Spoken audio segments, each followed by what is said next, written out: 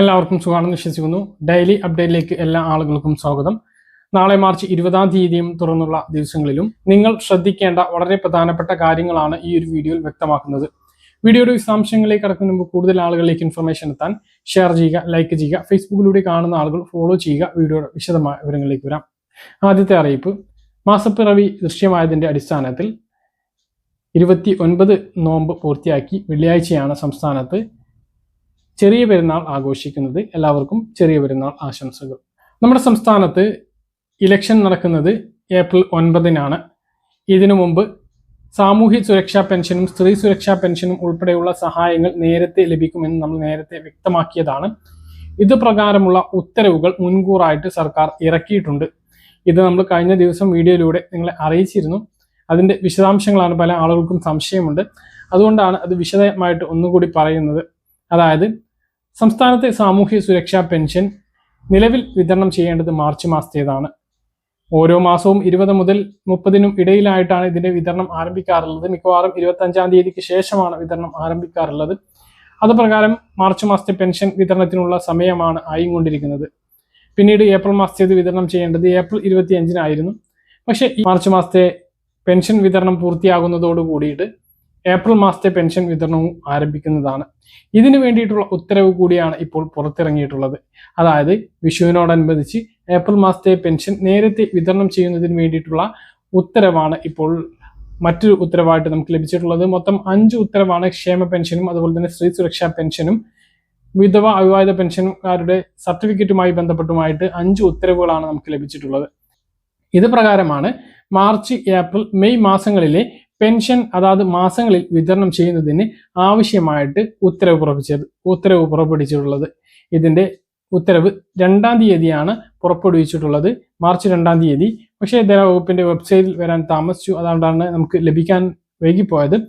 ഇതിന് ശേഷമാണ് അടുത്ത ഉത്തരവ് വന്നിട്ടുള്ളത്. അതായത് 2026 ഏപ്രിൽ മാസത്തെ ക്ഷേമ പെൻഷൻ 2000 രൂപ നേരത്തെ വിതരണം ചെയ്യാൻ വിഷുവിനോടനുബന്ധിച്ച് നേരത്തെ വിതരണം ചെയ്യുന്നതിന് പുറത്തിറക്കിയിട്ടുണ്ട്. സാധാരണഗതിയിൽ പെൻഷൻ ഉത്തരവ് വരികയാണ് എങ്കിൽ ഇത്ര തുക അനുവദിച്ചു എന്നൊക്കെ പറഞ്ഞ് തുക അനുവദിച്ചുകൊണ്ടുള്ള ഉത്തരവാണ് വരുന്നത് എങ്കിൽ ഇപ്പോൾ ഇലക്ഷൻ പ്രഖ്യാപിക്കുന്നതിന് മുമ്പ്, പെരുമാറ്റച്ചട്ടം നിലവിൽ വരുന്നതിന് മുമ്പ് സർക്കാർ ഒരുപാട് ഉത്തരവുകൾ ഇറക്കിയിട്ടുണ്ട്. അത്തരത്തിലുള്ള ഉത്തരവുകളാണ് ഈ ഒരു ഉത്തരവായിട്ട് വന്നിട്ടുള്ളത്.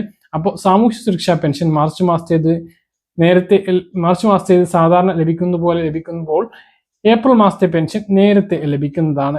മെയ് മാസത്തേത് ഇനി നേരത്തെ ഉണ്ടാകുമോ എന്ന് നമുക്കറിയില്ല. ഉത്തരവ് വരുത്തിയിട്ടുണ്ട്. 25-നാണ് എങ്കിൽ അടുത്ത മന്ത്രിസഭ അധികാരത്തിൽ വന്നതിന് ശേഷമായിരിക്കും ആ ഒരു തുക ലഭിക്കുക.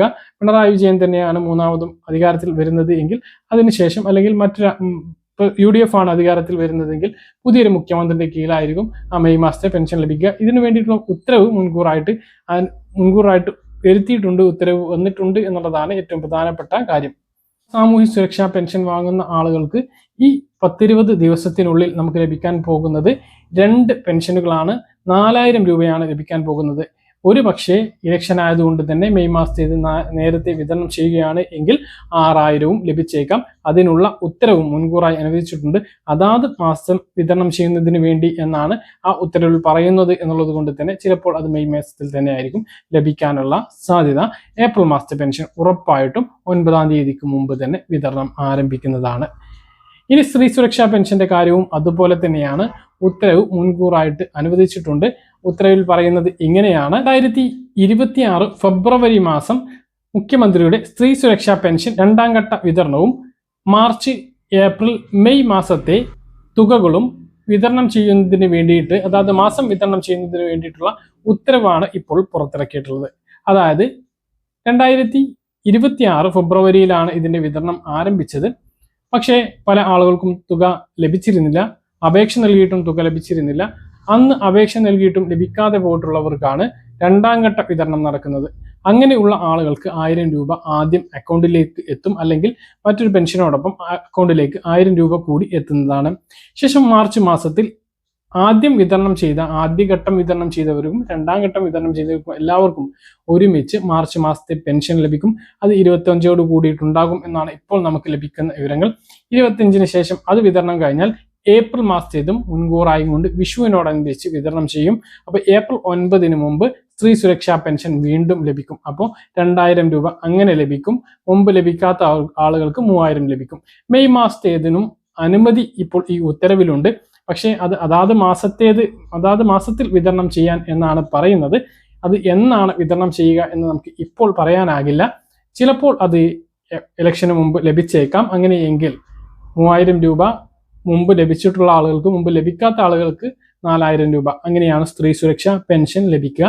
മെയ് മാസത്തേത് ഇല്ല എങ്കിൽ 2000-വും 3000-വും ഇങ്ങനെയാണ് ലഭിക്കുക. കുറഞ്ഞ ദിവസത്തിനുള്ളിൽ, അതായത് ഇനിയുള്ള 10-20 ദിവസത്തിനുള്ളിലാണ് ഈ ആനുകൂല്യങ്ങൾ വരുന്നത് എന്നുള്ളതാണ്. മറ്റൊരു പ്രധാനപ്പെട്ട കാര്യം, ഇപ്പോൾ ഒരുപാട് ആളുകളുടെ റേഷൻ കാർഡ്, നീല വെള്ള റേഷൻ കാർഡുകൾ പിങ്ക് വിഭാഗത്തിലേക്ക് മാറിയിട്ടുണ്ട്. അതായത് 65,000-ത്തോളം ആളുകൾക്കാണ് പുതുതായിട്ട് പിങ്ക് റേഷൻ കാർഡ് ലഭിച്ചിട്ടുള്ളത്. അങ്ങനെയുള്ള ആളുകൾ ആ കാർഡിലെ സ്ത്രീകൾക്ക് സ്ത്രീ സുരക്ഷാ പെൻഷൻ പദ്ധതിയിലേക്ക് അപേക്ഷിക്കാവുന്നതാണ്. അപ്പോൾ ഇതുവരെ അപേക്ഷിച്ചിട്ടുണ്ടാകില്ല, പുതിയ കാർഡാണ് ലഭിച്ചത്. അതുകൊണ്ട് തന്നെ അങ്ങനെയുള്ള ആളുകൾ കൂടി സ്ത്രീ സുരക്ഷാ പെൻഷൻ പദ്ധതിയിലേക്ക് അപേക്ഷ നൽകണമെന്നുള്ളത് ഓർമ്മിപ്പിക്കുന്നു. പറഞ്ഞ കാര്യങ്ങൾ കൃത്യമായിട്ട് മനസ്സിലാണെന്ന് കരുതുന്നു. ഇതുപോലെ ഇൻഫർമേഷൻ ലഭിക്കാൻ ചാനൽ സബ്സ്ക്രൈബ് ചെയ്യുക, ബെല്ലൈക്കൺ എനേബിൾ ചെയ്ത് വെക്കുക. മറ്റൊരു വീഡിയോയുമായി നമുക്ക് വീണ്ടും കാണാം. ദൂരേക്കും ബൈ.